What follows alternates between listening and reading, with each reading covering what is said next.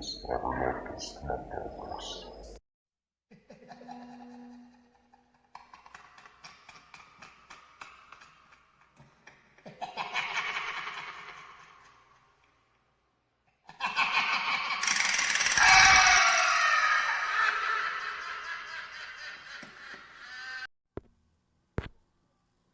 El campanero de la muerte. Un pueblo perdido de la Sierra Michoacana, cuyo nombre me pidieron no mencionar, fue el escenario de esta extraña, espeluznante historia de la vida real. La gente del lugar comenzó a darse cuenta de que algo no estaba bien cuando el padre Juan, un domingo, en plena misa de 12, se presentó en estado inconveniente, borracho como una cuba. El sacerdote apenas pudo llegar al altar antes de trastabillar y caer vergonzosamente. Sus acólitos lo recogieron y lo llevaron a la sacristía. La misa se canceló y mientras la gente se alejaba murmurando, las betas que nunca faltaban se persinaban pensando en su párroco. Siempre tan amable. Había entrado el diablo. En verdad, hacía tiempo que el pobre padre Juan padecía de esta enfermedad que se llama alcoholismo, y había logrado mantener el secreto hasta ese día. Y el pueblo, que rara vez es misericordioso, comenzó a evitarlo en lugar de ayudarlo. Cada vez menos gente asistía a sus misas, a pesar de que él había hecho promesas formales de regenerarse. El notorio ausentismo hizo mella en el ánimo del religioso, quien se sumergió cada vez más profundamente en el alcohol. Una tarde, en el autobús de las 4, llegó una carta para él. Era la diócesis del lugar. Gente importante del pueblo se había quejado de su conducta. Se le ordenaba terminantemente que abandonara el pueblo y se presentara en la cabecera del estado para ser degradado como es decir, le retiré. Harían el hábito y dejarían de ser sacerdote. Fue más de lo que este alma firme y atormentada pudo soportar. Esa misma noche, abuelo de las campanas y el pueblo se reunió ante la iglesia, más por morbo que por verdadera compasión. Grande fue la sorpresa y el escándalo que les causó ver al padre Juan, vestido con su indumentario de oficiante, parado en lo alto del campanario y perfectamente sobre. Dios mío, perdóname, gritó el sacerdote ante el pueblo silencioso. Mensajero de la muerte soy. Acógeme, aunque no soy digno de acercarme a ti.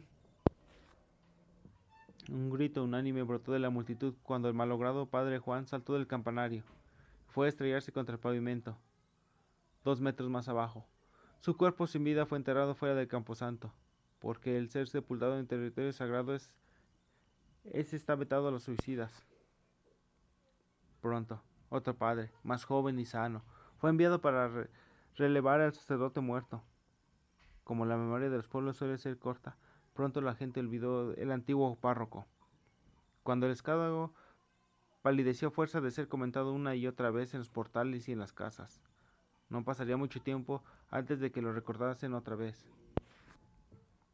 El padre Israel estaba contento con su parroquia, lamentaba profundamente el triste fin de su antecesor, y rezaba todas las noches por la salvación de su alma. Como hombre religioso, sabía que el padre no tenía perdón según las leyes de la iglesia, pero sí por Dios.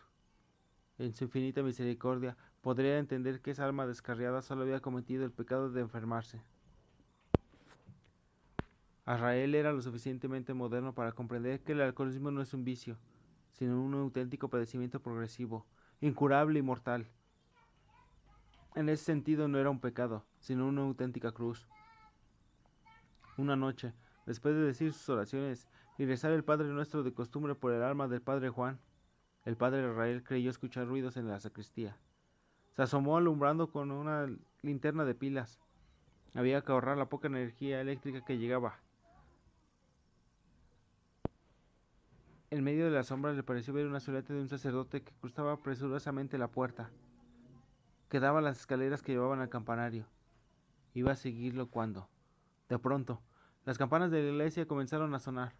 Atónito, el padre Israel pudo ver cómo las cuerdas subían y bajaban sin que nadie las tocase. Persignándose, cayó de rodillas y de su alma salió una plegaria. Dios mío, ayúdanos. Al día siguiente hubo una muerte en el pueblo. Una de las ancianas que vivía con su nieta fue encontrada sin vida en su cuarto. El médico del pueblo dictaminó que se había tratado de un paro cardíaco. Acto seguido, la misa se celebró. Casi toda la gente que rezó por Juan ese día lo hizo por temor, pero algunas buenas, entre ellas las del padre Israel, lo hicieron honestamente, sintiendo auténtica compasión por el viejo sacerdote que se había quitado la vida en un acto de desesperación. A partir de ese día, nunca más las campanas del pueblo lanzaron su fúnebre presagio, y alguien, no se supo quién, mandó a poner una lápida sobre la tumba de tierra del padre Juan, donde espera descanse en paz.